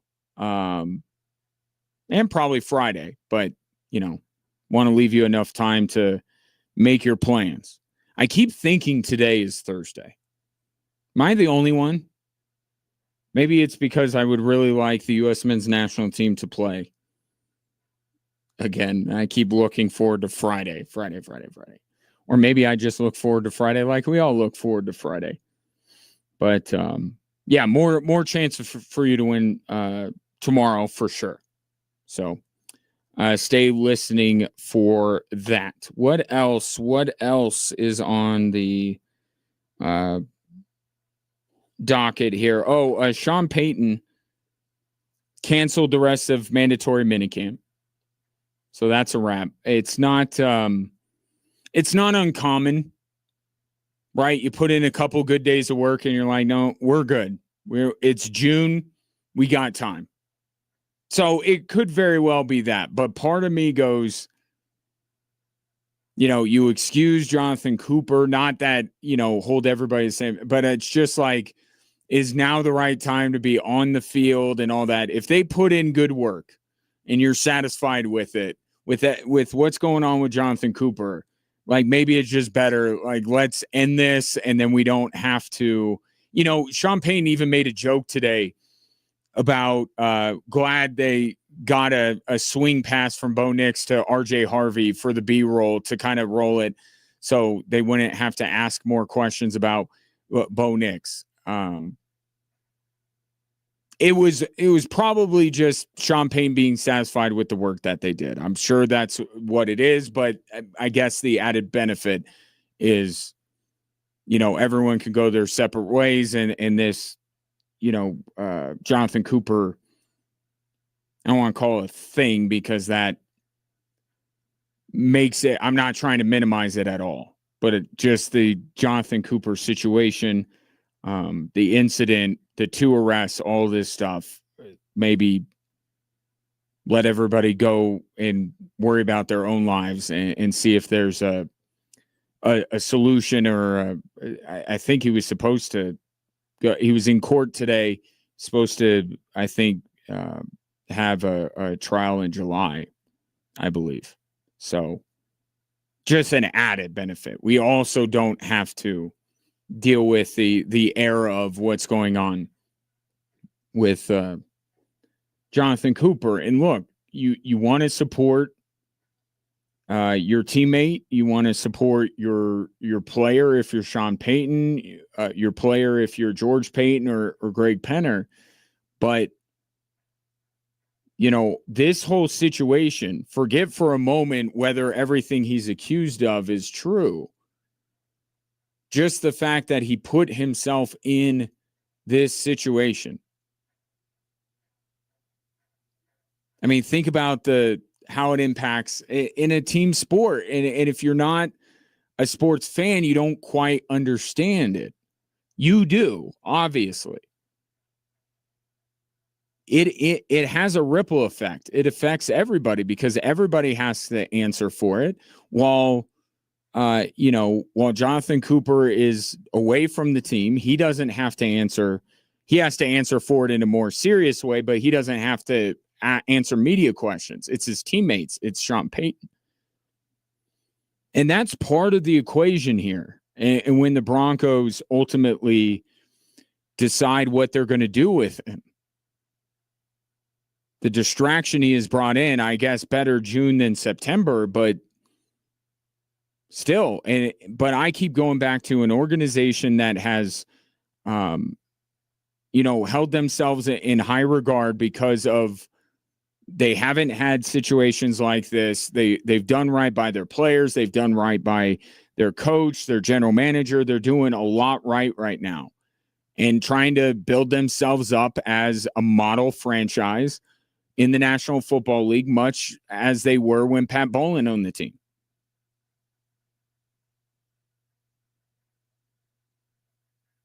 It's hard to have Jonathan Cooper on your team and still be able to tout yourself as that.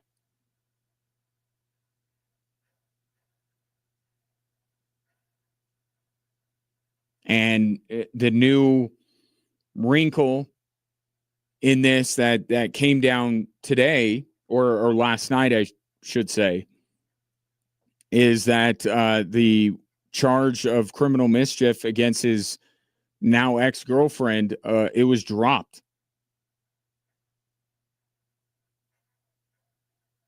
DA's not in Douglas County is not pursuing it anymore. Jonathan Cooper is still facing that charge and the 3 others, including the felony charge of second-degree assault strangulation. So to me, the picture is becoming a little clearer on who's in the wrong, who's the person that should be held responsible for what happened. More than the other party. It's still moving in that direction, right? And it started with Jonathan Cooper maybe adding some things to his story the second time he was arrested that he omitted the first time, and it made it seem like they had very different accounts of the events. And all of a sudden, it's starting to look like her accounts are more correct than his. And the DA not pursuing a charge against the ex-girlfriend, I think, says something. So it's not moving in a good direction for Jonathan Cooper. But the legal case plays out. I think it's at least 6 games that he's going to be suspended. And then it's the Broncos. If you want to get into the cap, this is an organization that cut Russell Wilson. The dead cap money for Jonathan Cooper is not nearly that.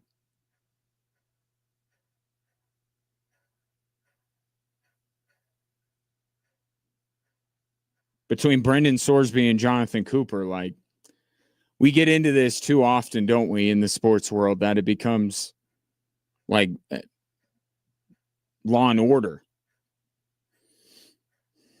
Not great, but that's the latest with Jonathan Cooper and the Denver Broncos. Broncos not being done with mandatory minicamp through for the rest of the week. Let's see. Told you that England won 4-2. Harry Kane, another global soccer star with a pair of goals, but no one got a third like Lionel Messi did.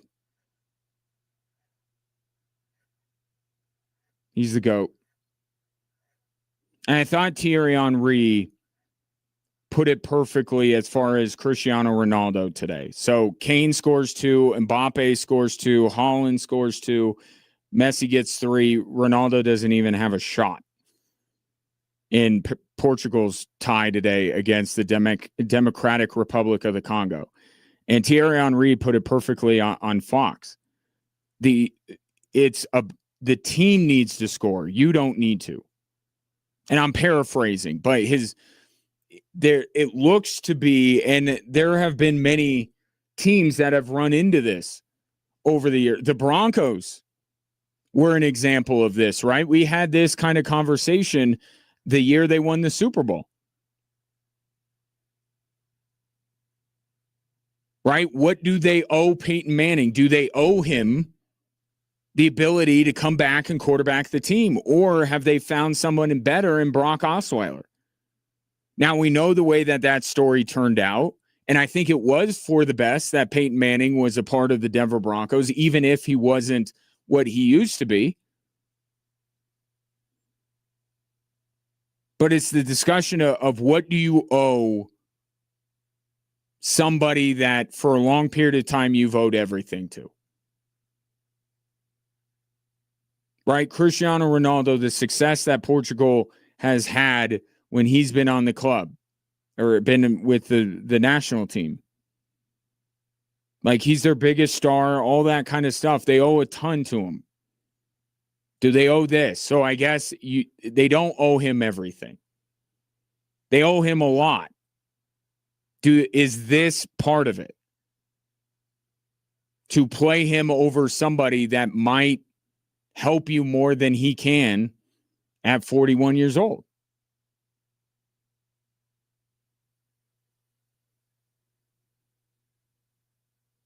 And that's going to be a big conversation moving forward in this World Cup. Has the football left him, and he's a liability for a team that should contend, that should go deep in this tournament. Can they afford, after what happened today, to draw 1-1 against the Democratic Republic of the Congo? Can they afford to not put their absolute best 11 out there? Now, Portugal is not the only team dealing with this. Spain went through this. Brazil played a much tougher team than these others played in Morocco, but still Brazil is, wondering a little bit about whether they're the contenders they thought they were. Like, there are a lot of teams right now through one match of the group stage, as early as that is, wondering, how do we prioritize the crest on the front of the jersey rather than the name on the back?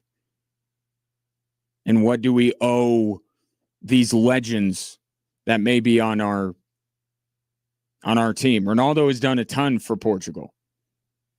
But if he's not one of their best 11 players, and there's going to be so much attention on him, and the players on the field feel like they have to let Ronaldo have the ball, I mean, is that in the best interest of the club? And I don't know that Ronaldo's asking for all of this.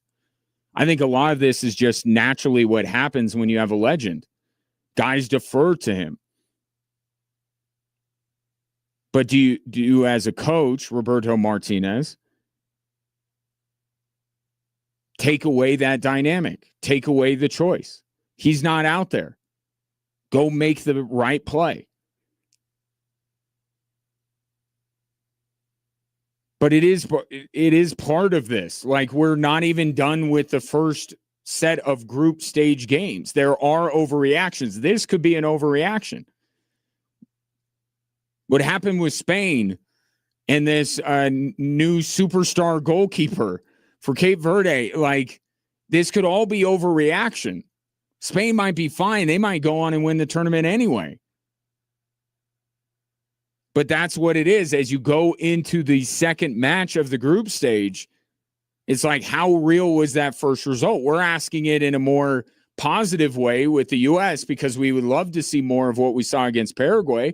But we have to ask the same question. Was that really what this U.S. team is capable of? Or is that the ceiling for this U.S. team? And they're not going to be able to consistently hit that ceiling throughout the tournament like they may have to if they're going to make a very deep run.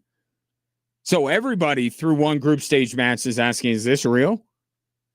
Cape Verde and Curacao are like, is this real life?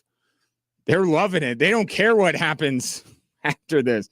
They had their moment. Curacao scored the goal against Germany, and Cape Verde drew Spain. They're good. But any of these teams that came into the tournament with real expectations, they have to be asking themselves, good or bad, is this real? Is this what we can expect moving forward? And if that's a negative thing, what do you do to fix it? Talk to you tomorrow.